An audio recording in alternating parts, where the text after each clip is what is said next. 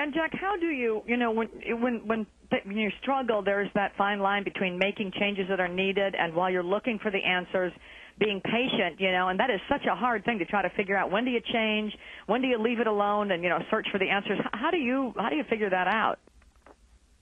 Well, let me tell you what my schedule was in happier times and easier times. I would spend one day in Michigan, one day in North Carolina doing administrative things that I had to do. And 2 days in Michigan, either bouncing grandbabies or getting my battery charged and getting ready to go to the next race. My schedule now is a solid 2 days in North Carolina. This week I'll be 3 days in North Carolina, just as I'm looking the guys in the eyes and said, okay, are we missing something here?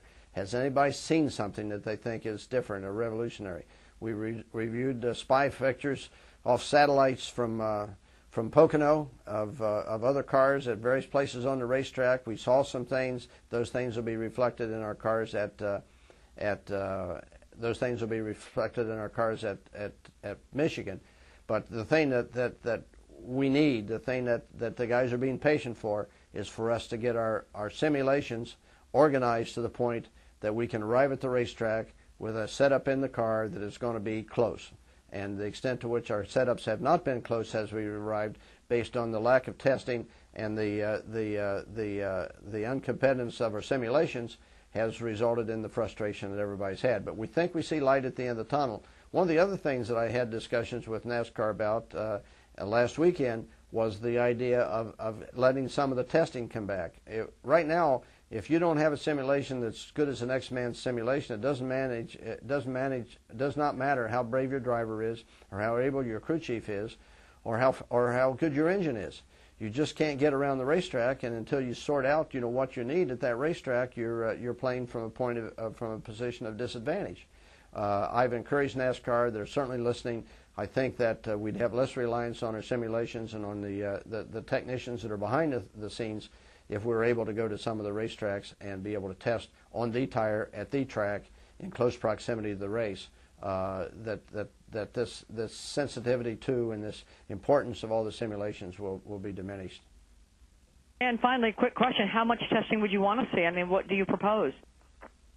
I would propose something between 8 and 10 times per team. If a team had between 8 and 10 vouchers, that would give you a chance to test in all the racetracks and all the different kinds of tracks, the short tracks, the intermediates, the restricted tracks, and a road race track. That would give you a chance to test at all those with every driver and every car, enough so that every crew chief would have for himself his idea of what he needed and not just have to rely on the simulations that the engineers would propose. I got it. Thanks a lot, Jack. Appreciate it. Good luck this weekend. Thanks, Claire B. Appreciate it. Our next question comes from Mark Emmons from San Jose Mercury News. Sir, may I ask your question? Yes, thank you, and thank you, Jack, for doing this. I had a quick question. From a distance, it certainly seems like there's been a lot of incidents on the track, and certainly a lot of drivers confronting each other in the garage after races. And the question I wanted to ask you is, if there is more edgy racing this season, if it's a more edgy season, or if this is just par for the NASCAR course during the season. Well, what NASCAR wants to do and what the fans want to see is the absolute most contentious circumstance between people that have got passion and ability and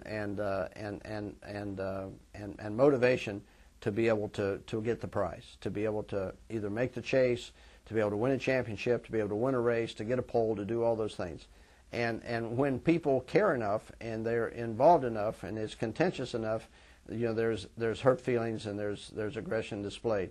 One of the things that happens is that when somebody puts a foot wrong, there's always consequences, or many times there's consequences beyond that person's expectation and beyond their imagination. And if as a, for instance, A.J. Allmendinger had realized that by blocking Casey Kane at Pocono, he was going to cause Casey to wreck and then wreck half the field behind him, he certainly would not have done that. But because he cared so much, because he wanted to have that 8th place or 9th place finish versus finishing 10th or 11th, he went down and he blocked, and something bad happened. Happily, they didn't wind up in a hairball, and Foster Gillette did not wind up in the NASCAR trailer, but there were other instances where people did get frustrated. but it makes interesting. It's real. It's not staged. This is not the World Wrestling Association. It's real, and when people care as much as they care, they try as hard as they try, the emotions spill over, and I think it makes interesting entertainment as well as it's real competition. So that have-at-it philosophy is a good thing for NASCAR? Say again? I'm sorry, that philosophy, I think Robin Pemberton had said earlier this year, that have-at-it philosophy on the track for drivers, that's a good thing for NASCAR? When NASCAR looked at what they needed to do to stimulate more interest in their fans, to sell more tickets, to have greater TV viewership, they thought that they should let the drivers take the gloves off. Not that they should roll around on the ground, but they should be more free to express themselves. They should be more willing or more able to make a decision on the racetrack that might result in something that's questionable than if they knew if they made a questionable move, put a wheel wrong, caused somebody else to wreck, they were going to have to set a race out as one scenario. Then you lose your sponsor and you lose your ride and you lose your interest in doing that at that level. So they wanted to take the commercial aspect out of it. They want to take the oversight aspect out of it and says, as sportsmen, as true sportsmen, what would you guys do to be able to win? And we want to let you have an opportunity to do that based on not telling you can or can't do these things in advance.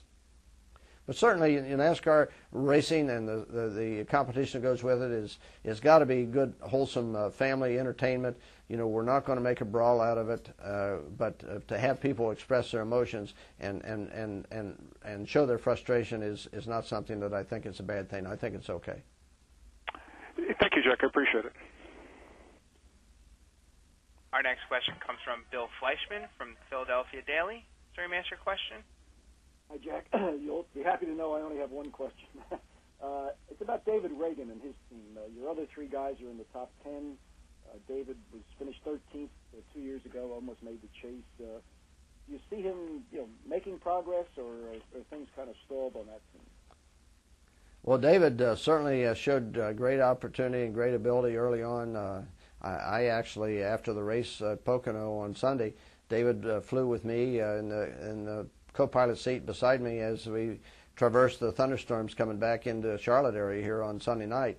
And so I had a couple of hours with David in the car and in the airplane to really talk about what his frustrations were and what his hopes were for the year. David is extraordinarily skilled. He's patient. He's mature beyond his years, and he deserves better. And we will achieve better success for him than he's had. He is He has not yet been able to pass Carl or Greg or Matt, but he's still junior to them in experience.